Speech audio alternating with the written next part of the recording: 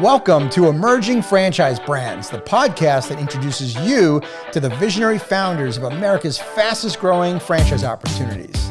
We'll also hear from industry pros as they share what it really takes to achieve the elusive milestone of 100 plus locations. I am your host, Frank Fiume, founder of I9 Sports, and my 20-year journey from inception to acquisition has given me a unique perspective on how to succeed in franchising. Join me as we welcome today's guest.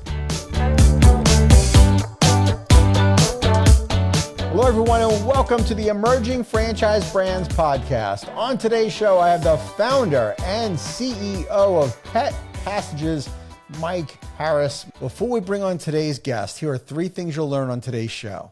One, how a funeral director turned personal heartbreak into the nation's first pet funeral home and cremation franchise. Second, why his early licensing model didn't work and what he learned that made franchising the right decision. And finally, the emotional reward and deep sense of purpose that come with helping families through the loss of a beloved pet. Mike, welcome to the show. Thank you. It's great to be here with you, Frank. Well, Mike, I'm looking forward for our discussion here, and I want to hear all about Pet Passages. So tell us, what exactly do you guys do? Well, Pet Passages is a pet funeral home with on-site cremation. And basically, we're here to help people through the grieving process after losing a pet.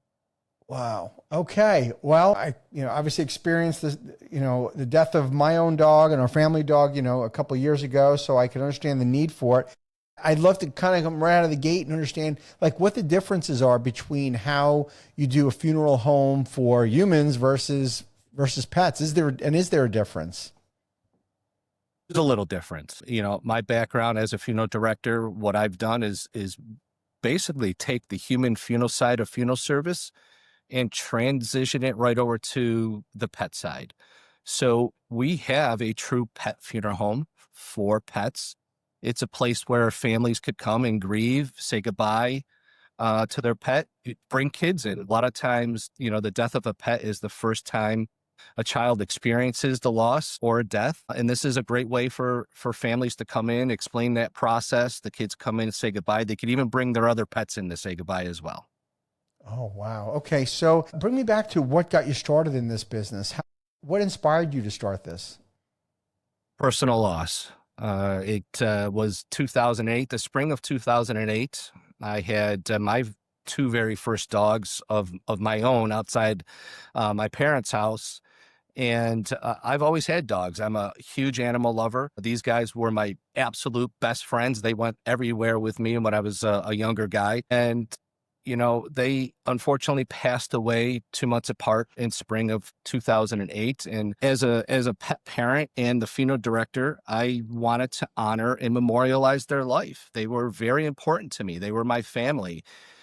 And they deserved to be honored and memorialized. And frankly, there was nothing available that met my needs, either as a pet parent or as a funeral director. And Hannah and Luke were the inspiration and the catalyst to my passion today. Wow. Okay. So you were a funeral director prior to their death, right? I was, yes, family business. And so did you at that point in time like just shift and say, that's it, I'm going to go into the pet funeral services business? How did that all change for you personally, and how that was obviously a huge decision, and you probably noticed there was obviously a huge need? Yes, huge need, and still today a huge need. That transition from funeral director to Pet Passages didn't happen overnight. It was a process. I opened my first pet funeral home and crematory September 1st of 2009. And Frank, it was really kind of the first of its kind. And one of two things was going to happen. I know I was either going to hit the ball in the park or everyone was going to say, I told you so, and I was going to fall flat on my face, right? It was literally a grand slam. It was definitely very well accepted. It certainly resonated with pet parents and veterinarians. A great idea that was inspired by my dogs. I give them the credit, to be honest with you. But, in 2011, I decided, wow, man, this is something pretty impressive. It really resonates with people. Maybe I could take this national. And, at that time, my dad and my brother now all of a sudden think it's a great idea, right? So, hey, can we partner with you?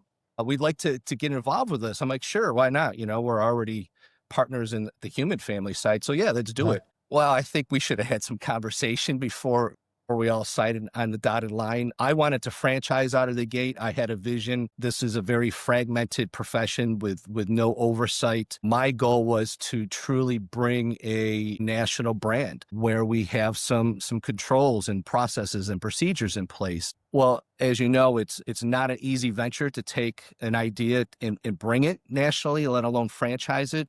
So it takes some money, it takes some time. They didn't want to invest in the time and the money. We settled on a licensed model. Um, the licensed model is about as close as you could get to a franchise without being a franchise. Right. Well, we had 36 licensed locations in about a year and a half. So again, hit the ball out of the park. It was fantastic. Certainly did not meet the needs of what I was hoping to accomplish. But unfortunately, I fell into some personal challenges. My first wife became very ill over the course of 2013. January of 2014, they diagnosed her with pancreatic cancer. I'm sorry. And thank you. And she subsequently passed away June of 2015. So not a very good time in my life. Had young ones, a little choked up there still 10 years later. It was a very challenging time for me. I'm grieving. My kids are grieving. I still held my position at the funeral home. So as a funeral director, you're there to support grieving people. There was just so much grief around me, and something had to give. And I decided to step away from the family business and ended up buying my dad and my brother out of the shares of Pet Passages. And that closed that deal in 2016 and started the franchise process, retooled the business, basically started from scratch, and was fortunate enough to have somebody say, hey, we love this model. Can we jump on board with you? And well, that started the journey to where we are today. Incredible. Now, the person who came on board, was this an investor or was this the broker group? Who was it that bought in on your vision? It was a franchisee. It was a family who experienced the loss of a pet. Wasn't the greatest experience, wanted to do better, but did some research, found Pet Passages, and reached out and said, let's do it. So, okay, let's do it. Yeah. So you finally had the opportunity to focus on your vision of something that you knew deep down that you knew that there was a great demand for. I knew it. I felt it. It was more of a feel. It was intuition. I truly believe in it, still believe in it, very passionate about it. We really help people through a difficult time. It's a very rewarding profession. A lot of hugs, a lot of thank yous, lots of kisses. So it's just very personal and rewarding. Yeah. Mike, if you don't mind, I'd like to kind of go back and I just want to revisit the part about the licensees that you had, because there are founders that are watching and listening to the show that are people that are even thinking of franchising their company, and they're thinking, well, maybe I'll just license it. Would you mind sharing with the audience on what you found to be the drawbacks of having licensees versus franchising? Because it's definitely a shortcut for sure. Oh, it's definitely a shortcut, and not, in my opinion, not one worth taking, frankly. If you have a brand that you want to bring, nationwide and still have some processes and procedures in place that help to build your business to begin with, and to be able to police those processes and procedures, you have to be a franchise. With a license, you don't have that control. You cannot mandate a license to follow this practice or this procedure or to do things this way. Definitely a shortcut, but it did not accomplish what I was hoping in what I wanted to accomplish with franchising. I knew that was the way to go. Yeah. And so what happens with licensees when you decide you're not going to be a licensor anymore? Yeah, great question. So they were given the option to convert over to the franchise model. We had one of those locations convert over. The others chose not to because they were very successful and happy with the way things were. I just did not renew the license. The license was a annual renewal with a fee that came with it, and just did not renew those licenses. I know they're still operating in certain areas, still doing pretty well, but there's going to be passages knocking at their door before too long.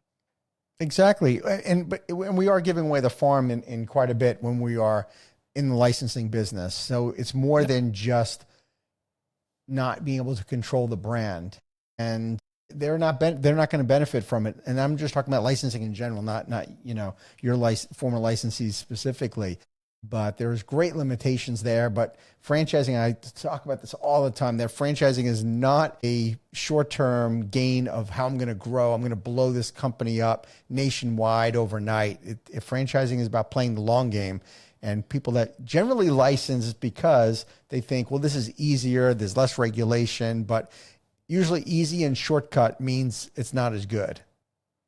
I would agree 1,000% with that. Absolutely.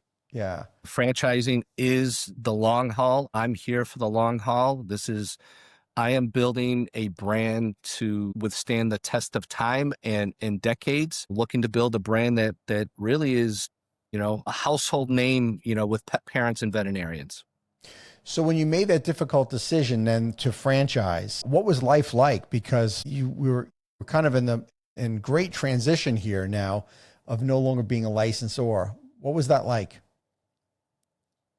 It was challenging. Frankly, it was challenging. Here I left my family business, right? So I did not have an income coming in. I was slowly developing the franchise brand. So really starting over, writing an operations manual, going through the trademark process, dealing with the attorneys, bringing the marketing together, developing the support systems for franchisees. It was really a true start over. So I didn't have an income, frankly. Mm-hmm.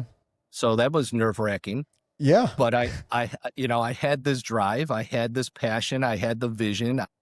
I knew what I could accomplish with it. So I trudged through it. And it's been very rewarding. It's been very successful. It was a slow start for sure. Even up through COVID, because we closed our first franchise deal in 2017. They opened in 2018, closed a few more deals, and then the pandemic hit, which really slowed things down. But that was a blessing in disguise, believe it or not. We could talk about that if you like, but Mm-hmm. if you'd like. But definitely it was a process. It took some time, a lot of dedication. One of the advantages that you had in your unique experience is that you had the pain points already nailed down from being on the licensing side. That when you franchised, everything you talked about, the systems and processes, the operations manual, the marketing, all the how-to, you're going to do it this way. This is the way to succeed. Exactly. This is the template. This is what I've learned in this business since 2009. This is what I learned with helping licensees start their business. Here it is. Here is the template to success. There's no reason to reinvent the wheel. Let's implement it and grow a business together, and let's be successful together. Yeah. Well, Mike, you've done incredibly well. Look, you're in an industry that's, number one, it's fragmented, which is awesome. Yes. Secondly, it's either sport, kids or pets. Those are the two ideal types of industries to be in, where it's recession resistant, and obviously that your business meets that. One of the things I found really interesting about what you've done so far is you've got 17 franchises open in 13 states. So people have heard about you clearly. I'd love to know, how did you find your first dozen franchisees? Because you were able to spread out so quickly. They found me. I did not find them. I was not listed with any brokerage firms at the time. My thought was to grow this thing very slowly out of the gate, very systematically. I had just a lot of success with people finding me. And really what drove them was they had experienced the loss of a pet and did not have a good end of life experience, kind of like how I got started. And they started to do some research, and they found Pet Passages. So still to this date, all of our franchisees are organic. They have found us organically. That's about to change, but that allowed me to truly get behind those first few franchisees that put a ton of trust in me Mm-hmm. out of the gate with a developing brand and to help them get successful. I wanted to truly have success stories behind me, a proven model before I really got behind it and made this a true national brand. That was important to me. So I've met that goal, and here we are. I'm on this awesome podcast today, and I'm ready to get behind this brand. We are ready to go. Most emerging founders that I talk with, they're most frustrated by trying to find franchisees. It's almost like they're forcing it. And they'll ask me, well, how do I find franchisees? And, normally what I tell people is that when you're starting out in franchising, the people who are going to buy your franchise are somebody who they are a referral. They are somebody who experienced your product or your service. In your case, it sounds like it's people who they found you because they saw there was a need, and most likely they experienced the loss of a pet themselves and were looking for a business. But that's the beauty of it, is that you've found franchisees organically. And even if you start marketing this thing, coast to coast, the fact is that there's some people have a connection. That's the reason why people buy a franchise. A specific franchise is that they feel a connection to it. They understand the need because they see themselves being part of that brand. And that's a huge advantage that you have. There's 4,000 brands out there that people have to choose from. There's that many. There's 4,000 franchise brands to choose from. And so tell me about the type of person, though, Mike, that you think you really need in your system, that this is the kind of person that thrives in our franchise. Yeah, we're truly looking for people who consider themselves pet parents. We're looking for people who may have experienced the loss of a pet. And that's vital. That's really important because that's going to help an owner understand their client and be able to truly connect with their client. This is a very intimate business. We're working with people at a difficult time in life. They've lost a family member. Today's day and age, most people consider their pet a family member. So it's a true loss. It's not easy. And they're looking for support. They're looking for professionalism. And that's Pet Passages. Those two things are extremely important. You've got to have that compassion and empathy. We can't teach that. We could teach you everything else. So that's vital for us. We're looking for people who are not looking for just a business. We're looking for people who are looking for a career. We're looking for people who are looking for a profession. I look at this as a profession, just like a human funeral director. You're a professional. We're community oriented, and we're there with a servant's heart to guide people through a difficult time. That is what we're looking for in our franchisee. You bring that to the table, we're going to provide you and make you successful. That's beautiful. Tell me about the look feel of a Pet Passages funeral home, and where do you try to put locations specifically? So locations, a lot of we're going to be defaulting to local zoning. That is, because we do provide cremation services on site. We have to fall in the appropriate zoning, and it seems to be 9.9 times out of 10 in every market we're in. We're in 13 different states. We have 17 open locations. Pretty much every single one of those locations is in light industrial, so that's where we're going to default to. Our vision for Pet Passages is that every community deserves access to a Pet Passages. So I have a little bit different philosophy with franchising. I bring very large territories to the table. Large territories. I want to see our franchisees truly successful, generating millions in revenue, and these become generational businesses for families. That's what I'm all about. That's what I'm looking for. So really every community deserves one, needs one, but that local zoning department is going to tell us where we need to be ultimately. Yeah. So if your limitation is light industrial, how do you bring warmth and to a light industrial type location when your clients walk in? Yeah, it definitely it's on the walk-in. It's not going to be on the outside because you have this light industrial feel. Right, you have no We have choice. we have no choice, but we're really gonna make that wow factor, that impact when people walk through that door. Most people don't know what to expect, Hmm. but when they walk into a pet passages, it's like walking into a beautiful lobby of either whether a beautiful funeral home or even a beautiful hotel. Very warm, very comforting, water features, fireplaces, couches, truly inviting. Off that welcome center is what we call it. That's where you walk into. We have our rainbow bridge rooms, which are the viewing rooms. That's where if people come in with their pet, we bring them right into a rainbow bridge room where they place their pet down on a bed. We use a blanket to cover them, and they're allowed to have some time in private, say goodbye before we have to talk about services. So we have an interior design manual. Here's the template. Here's how it works. This is the warmth and cozy of what we do.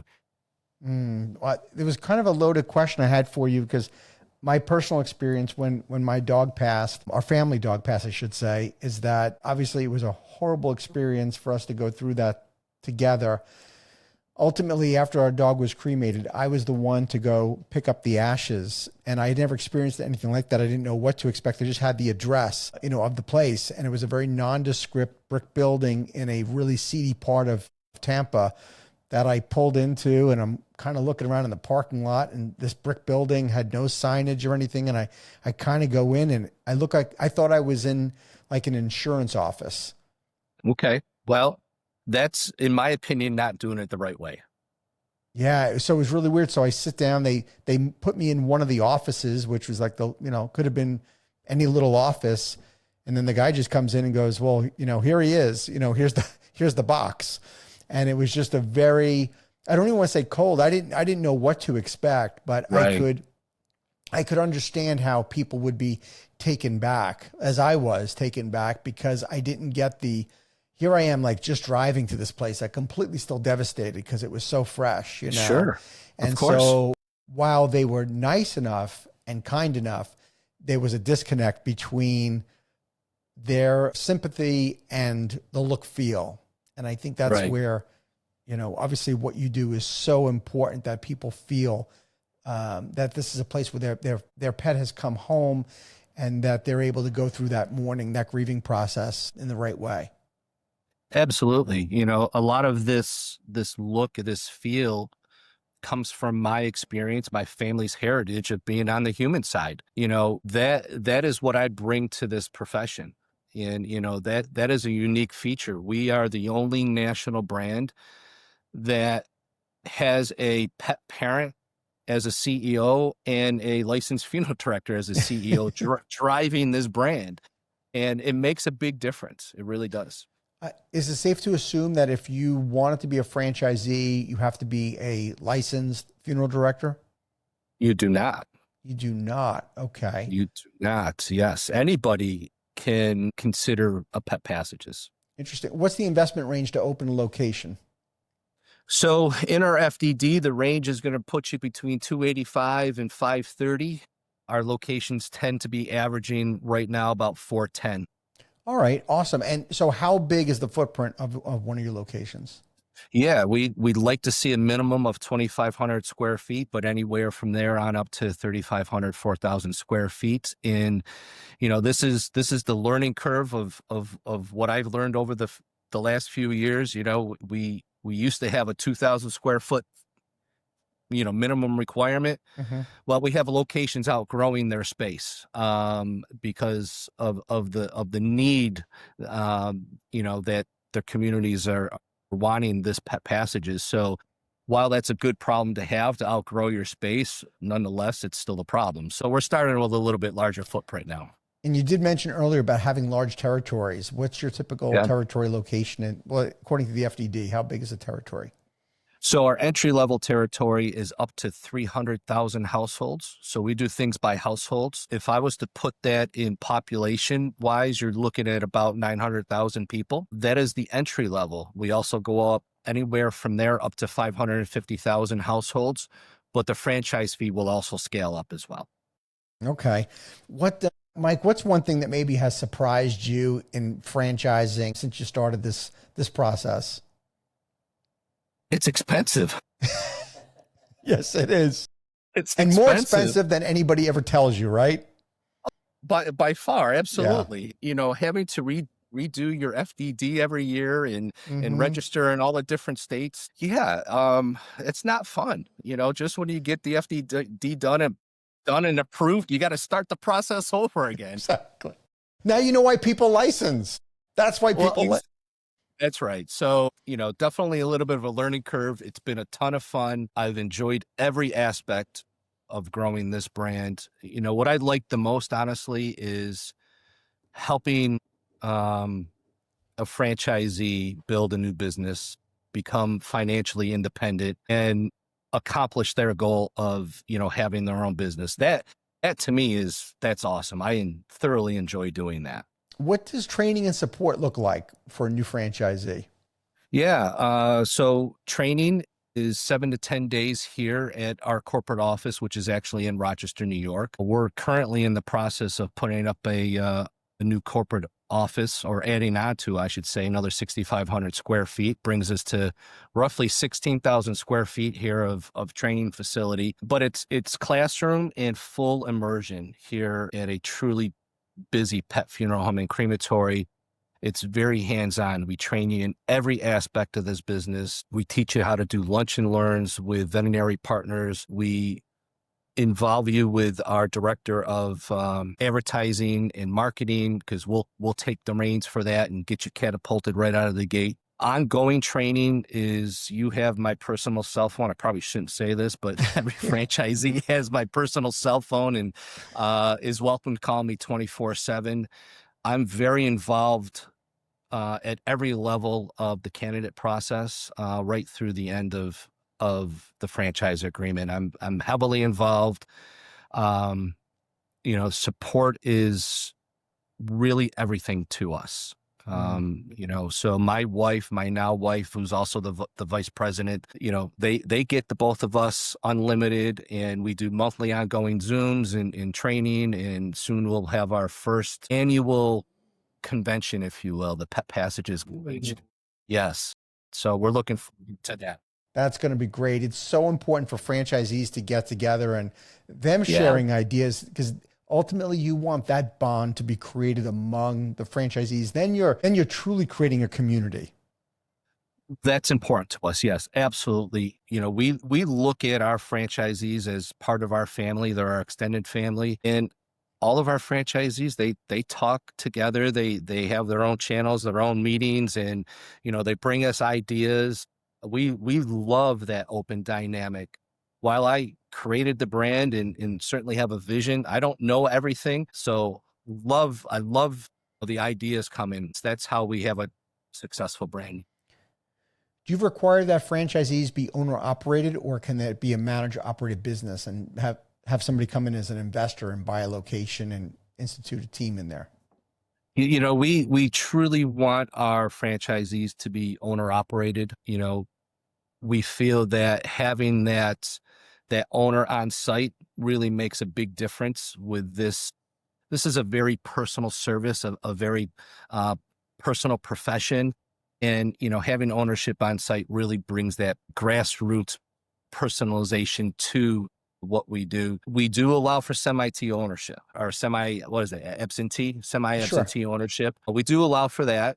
And, because we'd like to have our franchisees multi-unit, and when you're multi-unit, you can't be at one location. You got your eyes on multiple locations. So, the fully absentee doesn't really work well for this brand. Okay, fair enough. Where do you think, Mike, next 5 to 10 years, where do you think this brand is going? It's going up. We have right now, we have 4 locations that will be coming online. Denver, Dallas, Grand Rapids, Fort Lauderdale should be coming on. Those 4 within the next month. We have dozens in the pipeline. I expect to see our brand within the next 5 years, 100 units within the next 5 years. I don't doubt it. I don't doubt it. Why hasn't anybody else franchised the pet funeral services business before? I don't know, frankly. I don't know. I'm glad I was the first one. I'm glad you are too. People used to ask me the same thing about kids sports. Like, why didn't anybody ever franchise sports leagues for kids? I don't know why they didn't do that, but you can see it's a fragmented business, and the same thing in pet services. There are so many pet businesses out there. Why hasn't anybody done the end of life of a pet versus just, all of the other pet businesses that are out there? It's bizarre to me, but nonetheless, congratulations. And it's going to come with Thank you. Great responsibility of being first, because number one, you have to establish that this is a business it's a legitimate business. At least that's what I had to experience, where I was answering questions that you normally wouldn't answer. Mm-hmm. Does this work? Can I really make money doing this? Why this? Why now? All those things. It comes with great responsibility to be a pioneer, and I congratulate you. And it sounds like to me you're the right man for the job. Well, thank you. I appreciate that. We're making it happen for sure. What trends are you seeing in the industry? Obviously, people are willing to spend more money on their pets. Many people are pet parents, and they choose not to have kids nowadays. But are you seeing any trends in the industry in terms of pet funeral services that have differed from when you first started?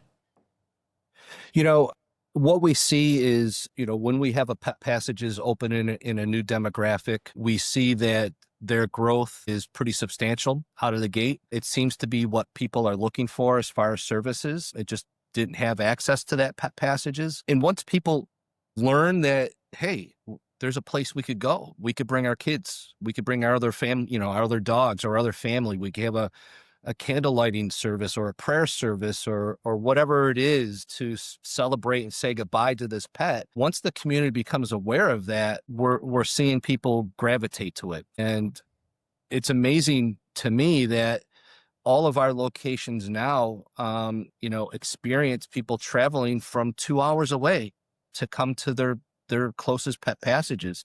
Actually, we have, one of our locations had somebody drive 4.5 hours away. Wow. People are truly just looking for their service. And I think it's because, pet ownership today is greater than it's ever been. 88% of people who have a pet consider their pet a family member. That's driving this pet industry as a whole. And when it comes time to say goodbye, these are people's family, and they want to celebrate their life and do it in a way that's meaningful for them and their family. And Pet Passages is there to help facilitate that. That's awesome. Mike, I've interviewed a couple of hundred founders in the past couple of years. I could probably say that you are one of the few that is satisfying truly a need, and not just trying to build, a cooler widget, have a cooler service. There is truly a need for what you do. And I think that is fantastic. Thank you. I appreciate that. There is a need, and it's truly an honor to be able to be in this position.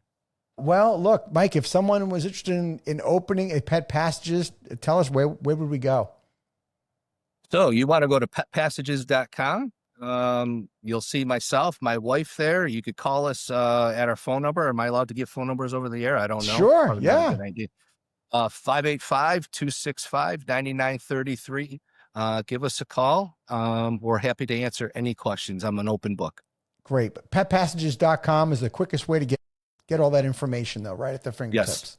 Yes. Right at their fingertips. Yes. Awesome. Mike, thanks so much for being on the show. I appreciate it. Thank you for what you do. I know there's a great need out there, and I'm looking forward to keeping my eyes on this brand. I know you're going to be blowing this thing up. Well, thank you. I appreciate it. It's been an honor to be on the show. Thank you. Thank you for tuning into the Emerging Franchise Brands podcast. For additional insights, guest applications, and to stay connected, visit us at efbpodcast.com. The Emerging Franchise Brands podcast is for entertainment purposes only, and the views expressed do not necessarily represent those of Emerging Franchise Brands, its host Frank Fumey, or Emerging Franchise Group, LLC. Any discussed franchise or investment opportunity requires thorough investigation, obtaining proper disclosure documents, and expert consultation before making any investment decisions. The podcast and its host do not offer professional advice or endorsements, and they hold no responsibility for actions, representations, accuracy, or consequential damages related to the podcast content.